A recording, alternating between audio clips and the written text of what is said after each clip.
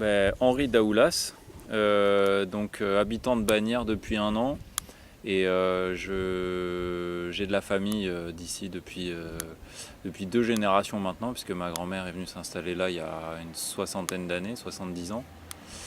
Alors moi je porte un projet qui s'appelle Territoire zéro chômeur de longue durée, qui est un projet national et qui est en expérimentation actuellement sur 10 territoires, suite à une loi, et qui prévoit de salarier des gens en situation de chômage de longue durée en CDI, au SMIC et à temps de travail choisi. C'est une initiative un peu particulière qui a supposé une trentaine d'années de travail de la part d'ATD Quart Monde et qui a été votée en 2016, je crois même à l'unanimité. Donc c'est un projet qui fédère beaucoup. Je travaille à ce que Bagnères rentre dans la deuxième étape de l'expérimentation, puisqu'une loi en 2019 va passer et va porter sur 100 nouveaux territoires.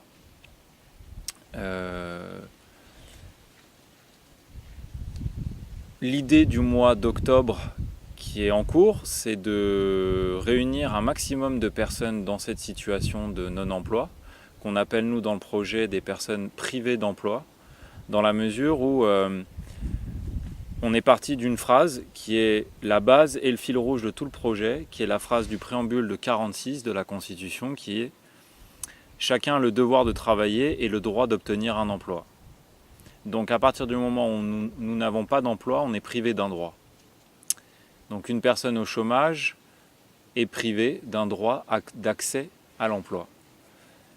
Et c'est par cette phrase ensuite que tout le projet s'est développé. Nous on pense, et c'est aussi l'une des composantes de base, c'est que personne n'est inemployable. On a tous des compétences, on sait tous faire quelque chose. Peu importe la petite chose, peu importe de grandes choses, on sait tous faire quelque chose et on pense qu'on peut tous arriver à travailler ensemble. On pense également qu'il y a suffisamment d'argent pour pouvoir que des activités se réalisent sur les petits territoires, donc entre 5 et 10 000 habitants pour les 10 premiers, pour développer des activités. Et ces activités sont des besoins, et ça aussi on en est persuadé, qu'il y a beaucoup de besoins sur, par exemple, le territoire de Bagnères, qui ne sont pas contentés. Je pense à tout ce qui est du service à la personne, des personnes qui sont isolées, âgées ou handicapées, qui peuvent plus se déplacer. Pourquoi ne pas réfléchir à une camionnette ambulante qui irait les voir, vendre les produits des commerçants du bourg, passer leurs commandes. Donc ça développerait le carnet de commandes de ces commerçants, ça permettrait aux gens de ne pas pouvoir se déplacer, d'avoir accès à des produits. Bref, de réfléchir à tout ça. Et l'astuce, c'est que l'État, il est partie prenante de ce projet et il garantit les 2 tiers du SMIC. D'accord. Donc il y a 1 tiers ensuite à trouver pour pouvoir arriver au SMIC. Donc ça serait des emplois subventionnés à hauteur de 60% par l'État, c'est ça ? Oui, alors c'est pas vraiment de la subvention dans la mesure où on part du principe, et c'est encore un autre principe, le projet est un peu complexe.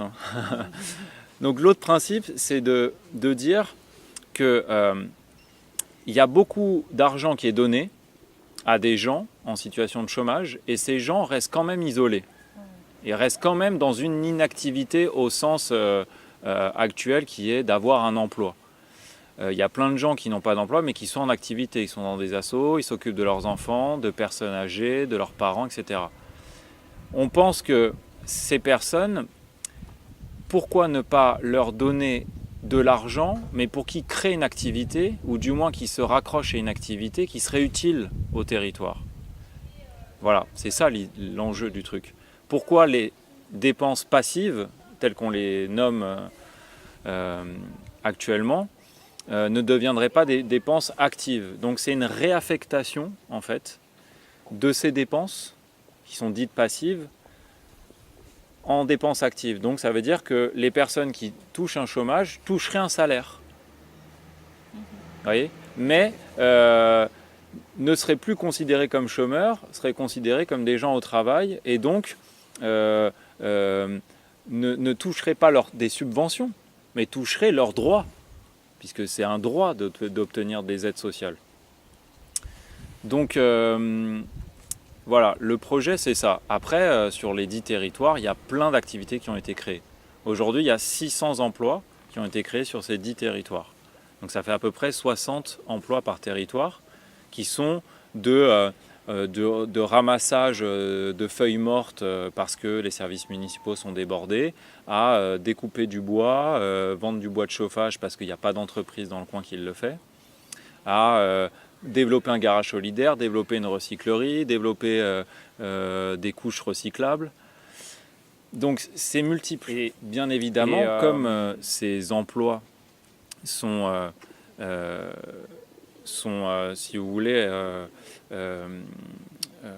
sous le joug de l'État, enfin en tout cas l'État est partie prenante, c'est des emplois qui ne peuvent pas être concurrentiels. On n'a pas le droit de créer une entreprise qui salarierait ces chômeurs, ces personnes privées d'emploi, du coup, pour développer des activités qui existent déjà là. Donc ça serait des activités supplémentaires, de nouvelles activités, ou complémentaires à ce qui existe déjà. C'est ce que je disais sur le commerce ambulant, c'est complémentaire. On s'attarde aux commerçants du bourg, avec eux, à développer leur carnet de commandes, et on va chercher leurs clients potentiels, et nous, on fait le lien entre les deux. Et vous avez présenté votre projet à la mairie ? Alors, on a présenté notre projet à la mairie le 13 juin. On a également présenté, donc il y avait M. Casabat, le maire, et M. Brune, le président de la communauté de communes. Et tous les deux ont semblé intéressés. En revanche, on n'a pas, si vous voulez, un soutien politique fort pour porter le projet. Parce qu'il faut savoir que pour pouvoir porter ce projet, l'acteur incontournable, c'est pas possible de faire ce projet s'il n'y a pas la municipalité. Parce que ça se fait en mairie. Il y a un comité de pilotage qui se fait en mairie pour créer ce projet. Donc la mairie n'est pas contre, mais elle ne fait rien pour, on va dire. C'est à peu près la situation actuelle. Exactement. Et après, moi je me permets de le dire ici, j'ai eu une rencontre informelle avec M. Casabat lors des portes ouvertes du tiers-lieu. J'ai dit à M. Casabat, écoutez, je suis venu vous voir beaucoup de fois cet été à votre cabinet, vous n'étiez pas là, j'ai laissé des messages et on ne m'a pas rappelé. Qu'est-ce qui se passe? Puisqu'on devait convenir de se revoir éventuellement, mais qu'il y ait une suite au premier entretien qu'on ait eu. Rien. Il m'a dit, écoutez, monsieur, c'est pas la priorité. Moi, je suis resté sans voix dans une ville avec environ 11% de chômage, si ce n'est pas plus, et à peu près 17-18% de taux de pauvreté. Et je dis si ce n'est pas plus parce que y a plein de gens, il faut le savoir ça, qui sortent des registres de Pôle emploi, de la CAF. Tous les gens qu'on voit au Resto du Cœur, tous les gens qu'on voit au Secours populaire qui viennent se réapprovisionner en vêtements, en nourriture, c'est des gens, pour beaucoup d'entre eux, ils ont abandonné les démarches administratives. Nous, on évalue à peu près, ce projet pourrait toucher à peu près 200 personnes à Bagnères. Mais c'est une fourchette qui est assez basse. On pense que ça serait beaucoup plus en fait. Parce que beaucoup de gens sont sortis de tous les radars. Donc on essaye petit à petit de construire ça avec les chômeurs. Et c'est l'idée d'ATD Quart Monde, dès le départ, c'est d'inclure les gens qui sont en situation de précarité, quelle qu'elle soit, dans le projet. C'est se faire avec eux, c'est pas arriver et dire il y a ça et maintenant, maintenant vous adaptez. On fait avec ce que vous êtes capable de faire, ce que vous voulez faire, tout en ayant bien en vue qu'il faut répondre aussi à des besoins du territoire qui ne sont pas contentés. C'est faire avec eux. Et l'idée, tout le mois d'octobre, a été consacré à ça, à les rencontrer. C'est pas encore fini, il nous reste encore une rencontre. Et voilà, il y a un petit groupe qui s'est constitué. Et au départ, je le portais, je suis allé voir pas mal d'institutionnels, privés, publics, pour en parler. Il y a de bons échos. Maintenant, le projet, il faut qu'il soit collectif, qu'il soit porté par les gens qui sont en situation de précarité, qui sentent que c'est un projet qui peut avoir de l'avenir. En tout cas, aujourd'hui, là, ça marche. 600 emplois créés sur 10 territoires, c'est énorme. Et il faut y aller à fond si on pense que si on y croit et si... Donc en fait, on va dire que là, la démarche consiste à rassembler un collectif qui soit suffisamment fort et nombreux pour que la mairie bascule dans une démarche active pour soutenir le projet. Exactement. Donc les personnes qui t'écoutent là et qui veulent se joindre à toi, elles font comment concrètement? Alors, il y a une page Facebook qui s'appelle Bannière de Bigorre, zéro chômeur, avec le logo zéro chômeur. Merde, je ne l'ai pas.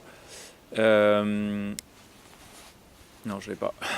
Et donc, il y a beaucoup d'infos, on relaye les infos qu'on a. Et ça va passer par là pour le moment. Moi, après, vous verrez, il y a mon contact sur cette page Facebook. Parce qu'il y a des personnes qui n'ont pas Facebook et tu n'aurais pas un numéro Ouais, de téléphone, alors je vais laisser plutôt mon mail. Donc c'est daoulas, D-A-O-U-L-A-S, .henri avec un i, @gmail.com. Donc daoulas, D-A-O-U-L-A-S, .henri avec un i, @gmail.com. Très bien, ok.